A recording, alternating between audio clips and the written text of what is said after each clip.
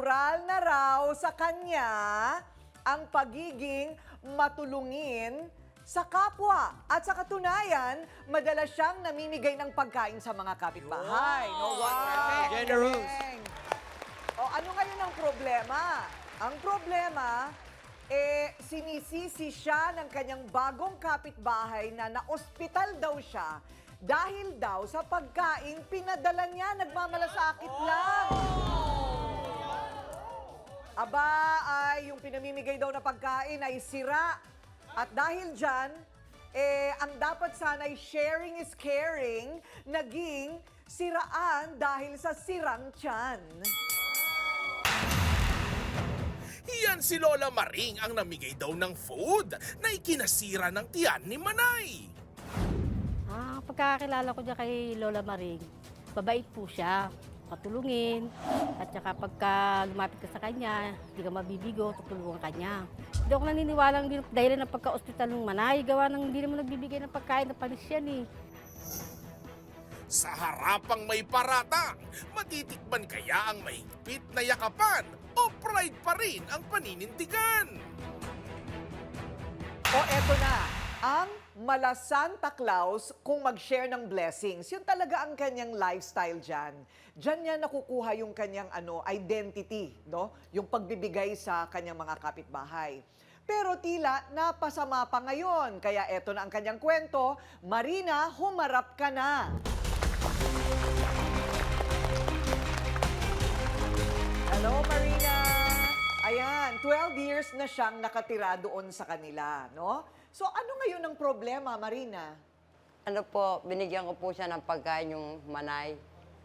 Ngayon, nung December 29 yata, nirigaloan ko sila ng biko in order ko sa malayo pa yung pinagpunan. Ano ang binigay mo? Kakanin po. Kakanin. Opo. O, tapos? Saka ulam.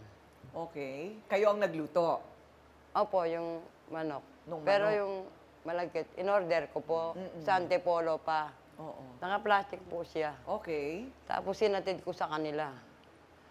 Nung babatiin ko sila ng sasabihin ko sila Happy New Year, inuna ko yung kapitbahay niya, nakita ko nandun yung binigay ko, tsaka yung mga binibigay kong gamit. Namimigay niya rin para. Siyempre po, sasakit ang loob ko sa kanya. Okay. O ano naman yung kwentong sumakit ang tiyan niya na ospital siya? Baka uwi ba na yun? Kasi yung, hindi naman nabawasan yung niregalo ko sa kanya. Hindi nabawasan. Hindi yun. Pero yun ba ang kauna-unahang pagkakataon na binigyan mo siya ng pagkain? Palagi oh, hindi naman, kasi nasunugan po yan eh. Ang sa akin oh, makatulong lang, parang gumagana yung loob ko. Nakasanayan ko na sa tao doon, lahat ng tao doon. Pag magkita ko, alas 6 nagmamano. Paano, bakit siya nagkaganyan? Samantalang ang tagal ko na sa bayanan. Okay. Wala So, pang- pero pinagsasabi ba niya? Pinagkukwento, Pinagkukwento niya na nasiraan siya ng tiyan. sumagi daw po siya na ospital. At na-ospital. May dala nga ako siyang medical certificate. Kaya siguro niya pinamimigay kasi minsan na siyang nakakain, sabi niya, nakakain siya ng sira na pagkain. Hindi naman po bawas yun eh, tinignan ko lahat yung binigay ko sa kanya. Hindi, sa yung mga palit. nakaraan. Baka sa iba na ho yun, tapos sa akin binintang. Makapalit. Ganun pala yun.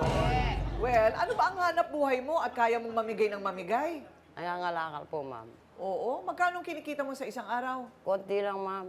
Oo. Yung binibigay ng mga kinukuhanan ko, binibigyan ako mga gulay sa palengke po. Oo. Tapos siluluto ko. Pag alas 11 na, nandun na lahat yan. Pati kanin, nandun na. Sabihin nila, Nay, anong ulam mo? Hindi ba naman makapalam mo? Hindi ko man kaano-ano. Kakain ko sila doon. Sino? Yan, si Monay, may kasama ko siya, pati yung... Nakikikain talaga siya. Opo, pati umaga, kape, asukal, tubig mainit, nandun ako. Kasi sabi ko naman sa anak ko, nagagalit yung anak ko. Sabi ko, hindi masama yung mamagi, tingnan mo, lumalakas pa ako.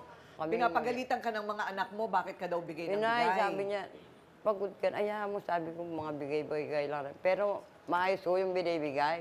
Hindi naman, maayos ko. Bait naman pala ni Ate. Oo, pinapalakpakan ka pa, Hirap ang ganyan. Share. Yung kakampi nyo, hintayin ninyo.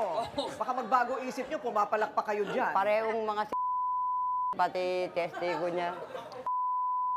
sila. Pareha silang dalawa, sinisiraan ako. Ay, mali, no? Pinam- Nanira eh. So, Alam mo ba kung papatulan ko lang yan, di nila ako kaya, silang dalawa sabay pa ngayon. Oh! Sabay sila. Ah. Matagal, galit na talaga ako sa kanila, sagad na hanggang buto. pero nakaramdam kayo ng ano, yung naging epekto ng kanilang paninira. O siyempre masakit ang loob ko yung dating ano sa akin, pero nagkamali ho siya kasi yung mga dating ano, nilapitan ako, tinanong, Lola, ba't gano'n? Maniwala kay tao doon. Baka nasunog na rin ang utak. Oh. Baka ako pati utak nung nasunog na rin. Ayun!